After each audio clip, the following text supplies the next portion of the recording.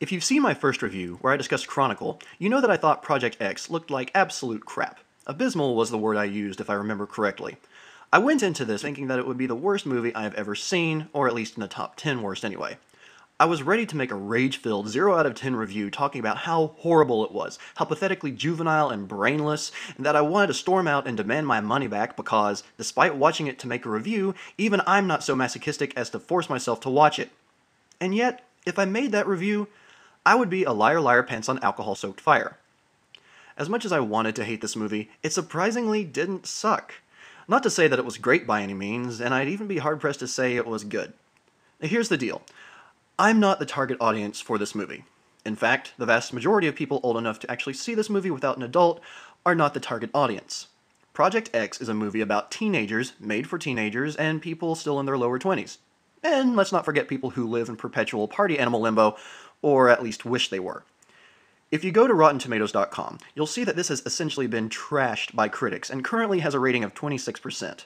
And the majority of complaints you'll see are unoriginal and unfunny, which are mostly true for various reasons, one being that every single critic, again, falls outside of the target audience, especially the top critics. I wouldn't say it's unfunny, really. The humor is as juvenile as you'd expect. There were several times that the audience laughed while I wondered why everyone was laughing.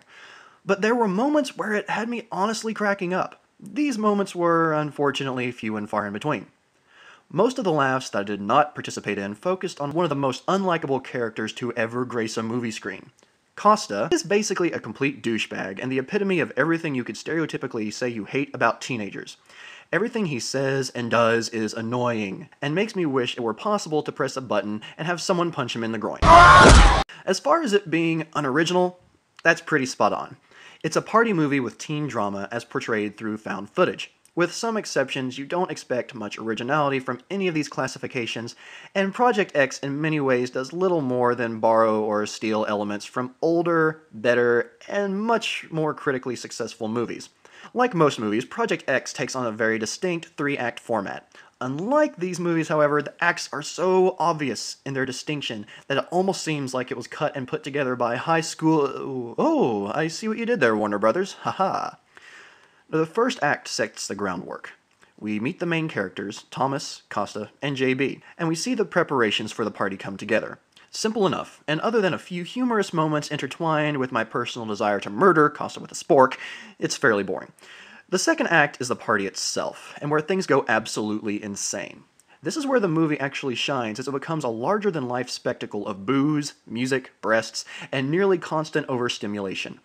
Here the movie actually takes a bit of an original spin on the found footage style, in that many scenes feel as if they have been edited already.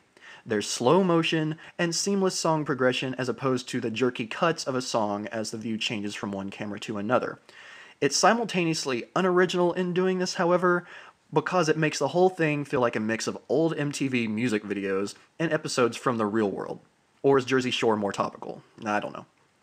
Strangely, Costa actually becomes somewhat tolerable in this portion of the movie, mostly due to the fact that the character is completely hammered. By the time the final act rolls around, the movie has completely lost its steam, and it struggles to reach its conclusion as we, the viewers, are left exhausted mentally from the party. It very well could have been a stylistic choice in going from pure insanity to rock bottom, kind of like a massive hangover. But then again, it could just be lazy writing.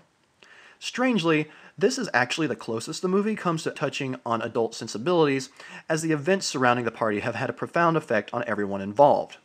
Or at least that's how they try to play it off. It really isn't that deep.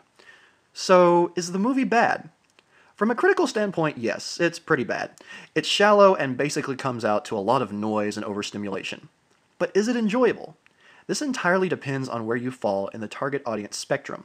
The younger, wilder crowds will be far more likely to enjoy this movie than a more mature audience that will find the whole thing to be a big, disgusting mess. And based on whether they enjoy it, you can determine whether they will find it to be a good or bad movie. Now, here's what Project X is.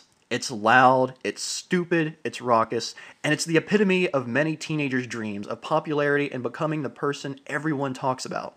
And it does all of these very well, actually. Whether or not someone can appreciate these things depends entirely on their personality. As I said before, I went into this movie expecting to hate it.